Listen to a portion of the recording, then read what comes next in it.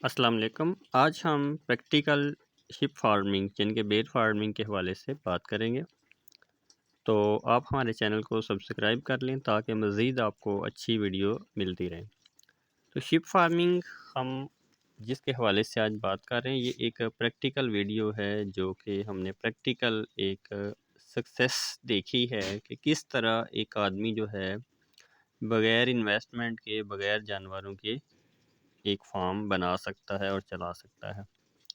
ये भी इसी तरह की एक सक्सेस स्टोरी है जिसमें एक आदमी के पास एक्सपीरियंस था भेड़ फार्मिंग का, शिप फार्मिंग में, लेकिन उसके पास अखराजात नहीं थे, शेड नहीं था, जानवर नहीं थे।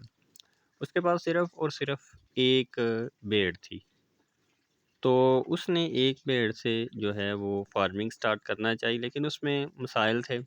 एक भेड़ से जो है वो घर नहीं चल सकता और इतनी जल्दी जो है यहाँ से जो है वो शेड नहीं बांध सकता, जानवर नहीं बढ़ सकते। तो उसने फिर क्या किया कि उसने इन्वेस्टर को इन किया और इन्वेस्टर ने उसको जो भेड़ें हैं वो खरीद के दी। तो उसने मज़ीद जो 22 भेड़ें थी वो इन्वेस्टर ने उसको परचेज़ कर दी और साथ एक ब्रीडर।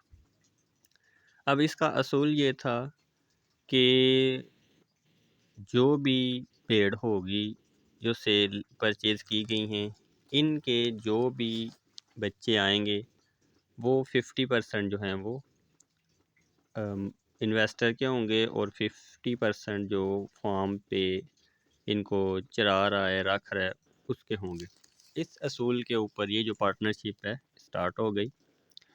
तो अब वो जो सँभाल रहा था, जिसने ये फार्मिंग स्टार्ट की हुई थी, वो एक एक्सपर्ट चरवाहा था। मतलब कि जो ज़ीरो इन्वेस्टमेंट करता था, ज़ीरो खर्च करता था इन जानवरों पे। मतलब इनकी चरवाई करता था, टोटल चरवाई का उसका एक्सपीरियंस था। तो इस पे उसने काम शुरू कर दिया। अब जो इसमें असूल तय पाए जिसकी वजह से उसने लाखों कमाया, ठीक है? और 4 साल के अंदर-अंदर उसने अपनी 100 भेड़ जो है वो बना ली। वो हम आपको बताएँगे। पहला असूल तो ये था कि जो भी बच्चा होगा भेड़ का वो 6 माह तक चरवाहे के पास रहेगा। उसके बाद जो है वो 50% जो इन्वेस्टर है उसको मिल जाएगा और 50% जो है वो चरवाहे को। रूल ये था कि अगर भेड़ के 2 बच्चे होंगे तो एक चरवाहे का और एक इन्वेस्टर का। अगर भेड़ का एक ही बच्चा होगा तो उसको सेल किया जाएगा और उसका 50% इन्वेस्टर को और 50% जो है वो चरवाहे को। तो अगर कोई भेड़ बीमार हो जाती है या उसकी वैक्सीनेशन करनी है, उसकी डिवर्मिंग करनी है, तो उसके अखराजात जो हैं वो 50% होंगे। 50% इन्वेस्टर और 50% जो है वो चरवाहा। तो इस असूल के ऊपर जो है वो काम स्टार्ट हो गया। अब वो 22 भेड़ें थीं, ठीक है? वो 22 भेड़ों ने अब बच्चे दिए। अब वो जो बच्चे थे 6 माह के बाद 50% जो थे वो इन्वेस्टर के और 50% जो चरवाहा था।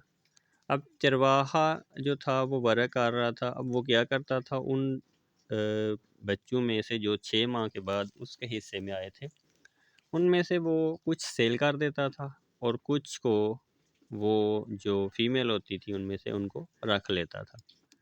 अब फिर मतलब अगले 6 माह के बाद अगेन फिर बच्चे आ जाने हैं, फिर वो यही करता था कि जो मेल होते थे उनको सेल कर देता था कुर्बानी पे या वैसे गोश्त के हवाले से। उससे वो अपना सर्कट चला लेता था और जो फीमेल उसमें से होती थी, वो जो हैं उनको फार्म का हिस्सा बना लेता था। अब तकरीबन 1 या डेढ़ साल के बाद जो उसके पहले फर्स्ट सेशन वाले वो बच्चे थे, फीमेल थे, अब वो भी क्रॉस हो गई थी। तो क्रॉस होने के बाद ब्रीडर जो है वो एक अच्छा ब्रीडर था, इन्वेस्टर ने अच्छी क्वालिटी का लेके दिया था। तो अच्छी ब्रीड उसके पास बन गई जिसकी जो है वो ग्रोथ काफ़ी अच्छी थी।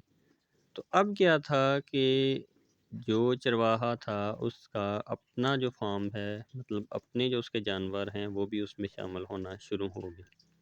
आहिस्ता-आहिस्ता करते-करते क्या हुआ कि जो हर 6 माह के बाद जो जानवर सेल किए जाते थे उसमें जो इन्वेस्टर होता था उसको अच्छी खासी रकम मिल जाती थी। और जो मतलब इस पे काम कर रहा था, जो फार्म को मैनेज कर रहा था, वो जो है वो अपने जानवरों में से जो मेल होते थे उनको वो सेल कर लेता था, जो फीमेल होते थे वो प्रेग्नेंट हो जाती थी और वो अगले उसी के फार्म का हिस्सा बन जाती। तो यूं करते करते फिर क्या हुआ, कुछ 2 साल के बाद अब उसके हर 6 माह के बाद एक तो वो बच्चे होते थे जो कि उस चरवाहे को इन्वेस्टर वाली भेड़ों से मिलते थे, और कुछ वो बच्चे होते थे जो उसकी अपनी भेड़ों के बच्चे होते थे। अब क्या है कि उसकी प्रॉफिट जो है वो बढ़ना शुरू हो गई।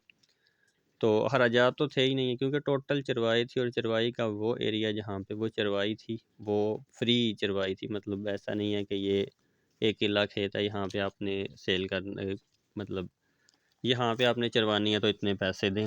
हाँ, सर्दियों में जब दिसंबर या जनवरी में, हाँ, थोड़ा बहुत जो है ना वो थोड़ा उनको करना पड़ता था, लेकिन वो भी मैनेज कर लेते ही थे। उसमें आ जाती है मूंग की वो भूसा, मसूर का भूसा, कुछ तो फ्री में मिल जाते थे।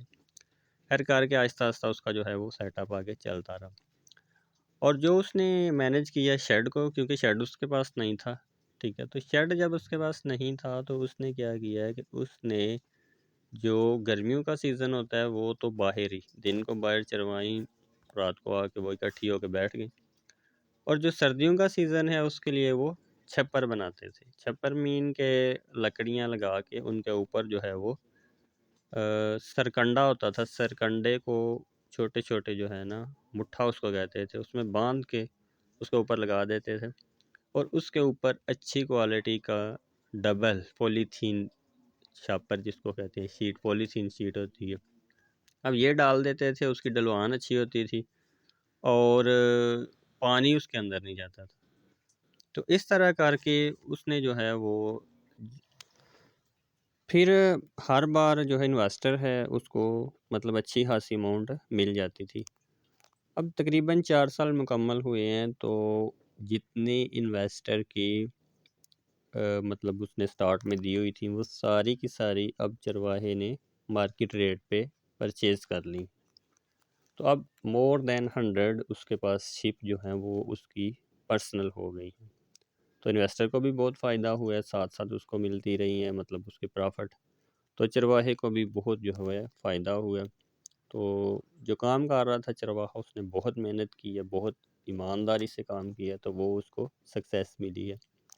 तो यही जो इन्वेस्टर था इसने और भी कुछ लोगों को जानवर परचेज़ करके दिए थे जिन्होंने शायद ईमानदारी से काम नहीं किया, और उनका यही रूटीन होती थी कि महीना 2 महीने के बाद वो इन्वेस्टर को कॉल कर देते थे कि जो फ़लाँ जानवर है वो ज़िबा हो गया, उसकी डेथ हो गई है। अब पता नहीं डेथ होती थी या वो सेल कर देते थे या क्या करते थे। मतलब वो क्राइसिस में ही रहे हैं, इश्यूज़ ही रहे हैं। अब इन्वेस्टर दूर था, उसके लिए वहाँ पे जाना, उस चीज़ को चेक करना, या बाज़ औक़ात तो वो बताते ही नहीं थे। 6 दिनों के 10 दिनों के बाद बताएँगे कि वो फ़लाँ दिन बीमार हो गई थी, तो वो डेथ हो गई है उसकी, वो हमने बाहर फेंक दी थी। तो अब जो इस तरह से काम करते रहे, शायद मेरे ख़्याल में तो उनके पास एक जानवर भी नहीं है। तो जिसने ईमानदारी से किया उसके पास पूरा रिवॉर्ड है। उम्मीद है आपको वीडियो